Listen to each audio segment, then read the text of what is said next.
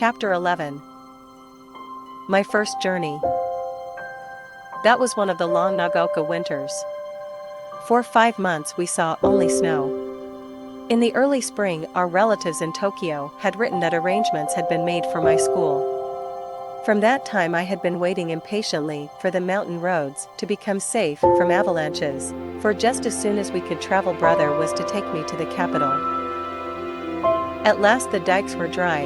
That was where the snow always melted first, and we had a gathering green picnic as a farewell to my companions in Nagaoka. One sunny morning, a group of us, with purple scarves on our heads and kimonos tucked up over our bright skirts, dotted the dike slopes, each carrying a small basket and a bamboo knife, and filling the air with laughter and merry calls as we hurried up and down the banks, trying to see how many different kinds of green each could find. Often in later years, I recall that happy day as my last gay time at home as a girl. Finally, the mail carriers reported that the overhanging snow cliffs had all fallen and the slopes were clear. Soon after came the day of our departure. With a heart half of elation, half of regret, I bade goodbye to honorable grandmother and mother, and with misty eyes was carefully tucked into my jinrickshaw by Ishii. Then, between lines of bowing friends, our 2 jinrickshas and a baggage-laden horse led by a coolie started on the 8 days' journey to Tokyo. Most of the way we traveled in jinrickshas, changing them at certain towns, but occasionally we had to go on horseback. My saddle was a high box seat, so brother and the coolie rigged up a double basket held by bands across the horse's back. I sat in one part, and baggage filled the other. As we went around the steep, curving road on the mountain side, I could lean over and look far, far down to the fisher villages on the coast. But it was more interesting, as we got farther along, to look across the deep valley to the sloping hillsides with their terraces of rice fields, odd-shaped patches fitted in like the silk pieces of a Buddhist priest's robe. In every little village of thatch-roofed huts was a shrine set high in the midst of a few trees, and, half hidden in a hollow beside a stream, was whirling the great narrow wheel of a rice mill. The air was so clear that I could plainly see the awkward lunge of a water buffalo as he dragged a wooden plow along the furrows of one of the rice patches, and I could even distinguish a scarlet flower stuck between the folds of the towel knotted about the head of the coolie behind. In those days, no one ever wore a living flower, except to carry it to the dead, so I knew he was taking it home for the house shrine. I wondered what kind of a home he had. I think it was our 3rd day when I noticed that we were leaving the snow country. No longer did the towns have their sidewalks roofed, and these thatches bore no rows of avalanche stones. The houses looked bare and odd, like a married woman's face with newly shaved eyebrows. But we were not entirely beyond the sight of snow, for as we skirted Myoko Mountain we saw a good many drifts and patches. The jinrickshaw men said snow lasted there until July. From the top, said brother, you can see Fujiyama. My heart thrilled, and I foolishly turned my head, feeling for a moment that I was really near the sacred mountain which my eyes had never expected to behold. And then, with a deeper, warmer thrill, I heard the conclusion of his sentence. And then, if you turn and look in the opposite direction, you can see the plains of Echigo. We are very far away from home, I replied in a small voice. Brother gave a quick look at my grave face, then he laughed. Also, if you look just beyond, you can see the Isle of Sado. If Matsuo should not come up to expectations, here's some advice for you. And his merry voice broke into an old song. Nikyotoko enai kisitai shima wa royagoshi enai Sado ga shima. I was shocked that brother should sing a common servant's song, and doubly shocked that he should joke so lightly about serious things, so my face was still grave as we rolled along in our jinrickshas. The Isle of Sado used to be a place of exile for criminals and was considered by common people as the end of the world. This joking song, which is popular among peasant girls, is literally a threat to present to a disliked suitor, not the pleated garment which is the usual gift of the bride to a groom, but instead, a convict's garb, meaning, I pray the gods will send the unwelcome one across the raging seas to the end of the world. We spent our fifth night at Nagano in the temple of Zenkoji, where lived the royal nun beneath whose high-lifted razor I had walked, years before, in a procession of gaily clad little girls, for a Buddhist ceremony of consecration. The next morning, soon after we started, brother halted and allowed my jinrickshaw to roll up to his side. "Etsubo," he asked, "when did they up making a priestess of you?" "Why, I don't know," I said, surprised. He gave a little scornful laugh and rode on to his place ahead, leaving me silent and thoughtful. I had spoken the truth when I said I did not know. I had always accepted my education with no thought of results. But brother's laugh had startled me, and, rolling along that mountain road, I did a good deal of thinking. At last I believed that I understood. I know my father had never approved, although he acquiesced in honorable grandmother's wish that I should be educated for a priestess, and when, after my brother's sad departure, he had quietly substituted studies which would be of benefit should I ever hold the position of his heir, I think honorable grandmother, aching with sympathy for her proud, disappointed son, laid aside her cherished hope, and the plan was silently abandoned. Province of Shinano, an hour or so from Nagano, my jinrickshaw man pointed across the river to a small wooded mountain. "Obatsuyama, it is," he said. How my mind went back to Ishi and her mother love story, which tells of a time long, long ago, when there lived at the foot of this mountain a poor farmer and his aged widowed mother. They owned a bit of land which supplied them with food, and their humble lives were peaceful and happy. At that time Shinano was governed by a despotic ruler who, though a brave warrior, had a great and cowardly shrinking from anything suggestive of fading health and strength. This caused him to send out a cruel proclamation.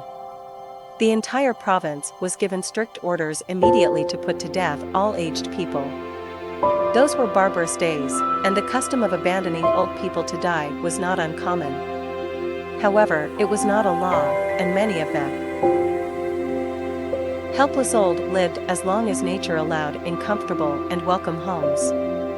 The poor farmer loved his aged mother with tender reverence, and the order filled his heart with sorrow. But no one ever thought a second time about obeying the mandate of a daimyo, so with many deep and hopeless sighs, the youth prepared for what at that time was considered the kindest mode of death.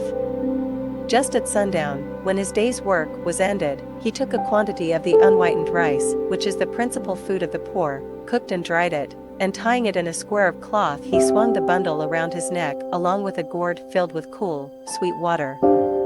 Then he lifted his helpless old mother to his back and started on his painful journey up the mountain. The road was long and steep. He plodded steadily on, the shadows growing deeper and deeper, until the moon, round and clear, rose above the mountaintop and peered pityingly through the branches upon the youth toiling onward, his head bent with weariness and his heart heavy with sorrow. The narrow road was crossed and recrossed by many paths made by hunters and woodcutters. In some places they mingled in a confused puzzle, but he gave no heed. One path or another, it mattered not. On he went, climbing blindly upward, ever upward, toward the high, bare summit of what is now known as Obatsuyama, the mountain of the abandoning of the aged.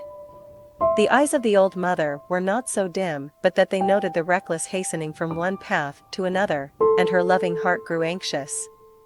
Her son did not know the mountain's many paths, and his return might be one of danger, so she stretched forth her hand and snapping the twigs from the bushes as they passed, she quietly dropped a handful every few steps of the way, so as they climbed, the narrow path behind them was dotted at frequent intervals with tiny piles of twigs. At last, the summit was reached. Weary and heartsick, the youth gently released his burden and silently prepared a place of comfort, as his last duty to the loved one. Gathering fallen pine needles, he made a soft cushion, and tenderly lifting his old mother thereon, he wrapped her padded coat more closely about the stooping shoulders, and with tearful eyes and an aching heart said farewell. The trembling mother voice was full of unselfish love as she gave her last injunction. "Let not thine eyes be blind, my son. The mountain road is full of danger. Look carefully and follow the path which holds the piles of twigs. They will guide thee to the familiar way farther down." The son's surprised eyes looked back over the path, then at the poor old shriveled hands all scratched and soiled by their work of love. His heart smote him and, bowing to the ground, he cried aloud, "Oh, honorable mother, thy kindness thrusts my heart. I will not leave thee. Together we will follow the path of twigs, and together we will die." Once more he shouldered his burden, how light it seemed now, and hastened down the path, through the shadows and the moonlight, to the little hut in the valley. Beneath the kitchen floor was a walled closet for food, which was covered over and hidden from view. There the son hid his mother, supplying her with everything needful and continually watching and fearing. Time passed and he was beginning to feel safe, when again the despot sent forth heralds bearing an unreasonable and useless order, seemingly as a boast of his power. His demand was that his subjects should present him with a rope of ashes. The entire province trembled with dread. The order must be obeyed, yet who in all Shinana could make a rope of ashes? One night, in great distress, the son whispered the news to his hidden mother. "Wait," she said, "I will think." On the second day she told him what to do. "Make a rope of twisted straw," she said, "then stretch it upon a row of flat stones, and burn it there on a windless night." He called the people together and did as she said, and when the blaze had died, behold, upon the stones, with every twist and fiber showing perfect, lay a rope of whitened ashes. The daimyo was pleased at the wit of the youth, and praised him greatly, but demanded to know where he had obtained his wisdom. "Alas! Alas!" cried the farmer, "the truth must be told," and with many deep bows he related his story. The daimyo listened, then meditated in silence.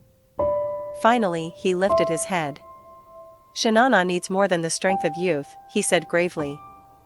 "Ah, that I should have forgotten the well-known saying, 'With the crown of snow, there cometh wisdom.'" That very hour the cruel law was abolished, and the custom drifted into so far a past that only the legend remains. As we went farther on, I found the customs so different from those of Nagaoka that I felt as if I were already in a strange land. At one place, long before we reached the village, we heard a hoarse voice calling, "Makata? Makata? Is it sold? Is it sold?" And as we rolled through the one narrow, crowded street we saw an auctioneer standing high in the midst of dozens of bamboo baskets of beans, carrots, greens, and bamboo shoots, while lying around him, in ungainly confusion, were every size and shape of purple eggplant and long, sprawling, delicious lotus roots.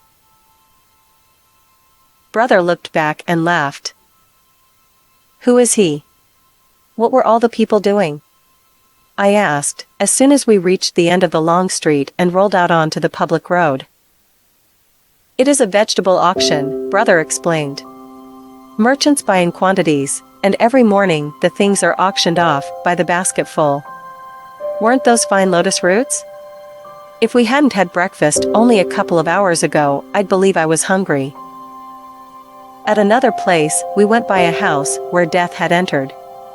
Before the door stood a funeral palanquin into which coolies with big hats and crest coats were just lifting the heavy wooden bucket containing the body.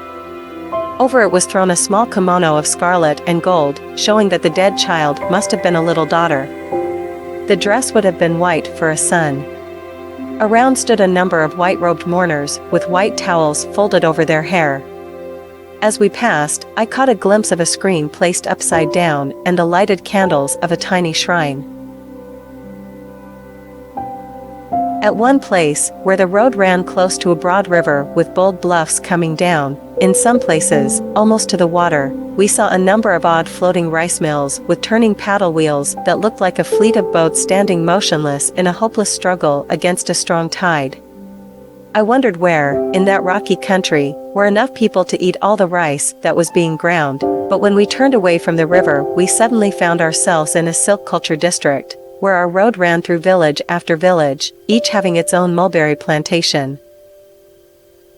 The town where we expected to spend the night was only a few hours ahead when the sky began to darken with a threatening storm.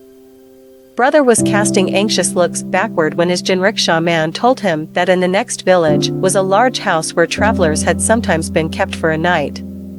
So we hurried there, the last quarter of an hour being a bouncing, breathless race between men and clouds. The men won, whirling us up to the door, into which we ran unannounced, just as the storm broke with a downpour which it would have been hard to struggle through on the road. It was an odd house where we had found shelter, but I know that even my honorable father, on his journeys in ancient days, never, on any occasion, received a more cordial welcome or more kindly treatment than did we in our perspiring, laughing, boasting men at the end of our exciting race.